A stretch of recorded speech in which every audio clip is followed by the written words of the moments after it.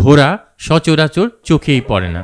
দৃষ্টিনন্দন সেই ঘোড়া যদি খেলার মাঠে প্রতিযোগিতায় অংশগ্রহণ করে তাহলে তো কথাই নেই। ঐতিহ্যবাহী ঘোড়ার দৌড় দেখতে মাঠের চারপাশে শত শত নারী ও পুরুষ দর্শকের সমাগম। বেলা 4টায় ঘোড়দৌড় শুরু হওয়ার কথা থাকলেও তার আগেই মাঠে আসা শুরু করেন হাজার হাজার শিশু, নারী, পুরুষ। একে একে আসতে থাকে ঘোড়া, সঙ্গে ঘোড়ার মালিক ও ঘোড়সওয়ার।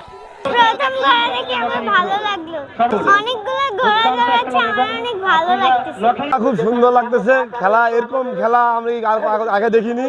আজকের খেলা ঘোড়া অনেকগুলো আসছে, আর এত দর্শক দেখে মন ভরে যাচ্ছে, দর্শক দেখে খেলা দেখে। আসলে আমাদের এই অত্তলাগার ভিতর ঐতিহ্যবাহী যে খেলাটা ধরে রেখেছে এটার জন্য ধন্যবাদ। এবং এই যে এতগুলো ঘোড়া একসাথে খেলাচ্ছে, এরকম খেলা আমরা আসলে এর আগে কখনো দেখিনি।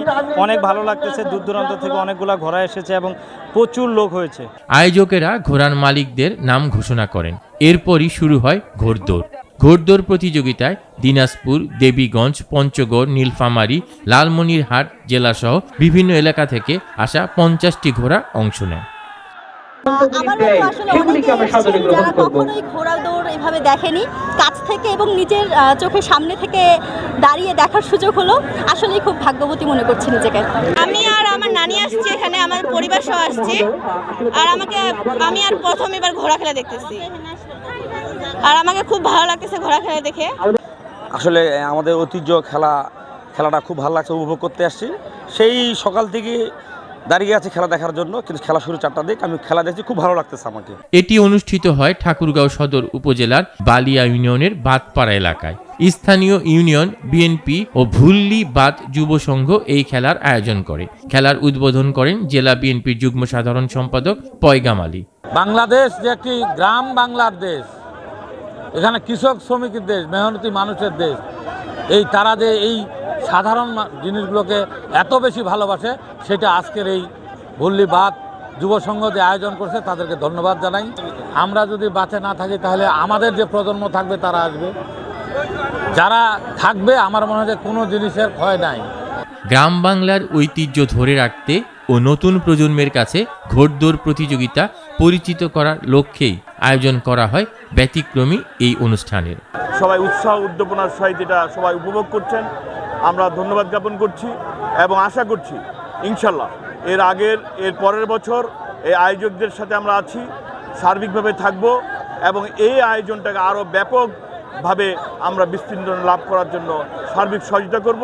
ঐতিহ্যবাহী ঘোড়দৌড় প্রতিযোগিতা গ্রামীণ যে সৌন্দর্য, আমাদের গ্রামীণ যে সংস্কৃতি, এই সংস্কৃতির একটা বহিঃপ্রকাশ।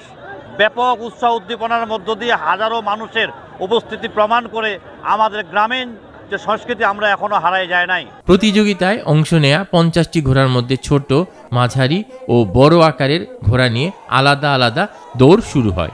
এরপর চূড়ান্তভাবে 3টি গ্রুপ থেকে প্রথম ও দ্বিতীয় বিজয়ী ঘোষণা করা হয়। দেশের প্রেক্ষাপটের অবস্থার কারণেই বিগত সরকার, ফ্যাসিস্ট সরকারের আমলেই গ্রাম বাংলা ঐতিহ্যবাহী খেলাগুলোকে সম্পূর্ণ বন্ধ করে দিয়েছে। লোকজন জমা দিলে ওরা ভয় পায়, তারই আলোকে আমরা এই খেলাগুলোকে চালু করতে পারিনি।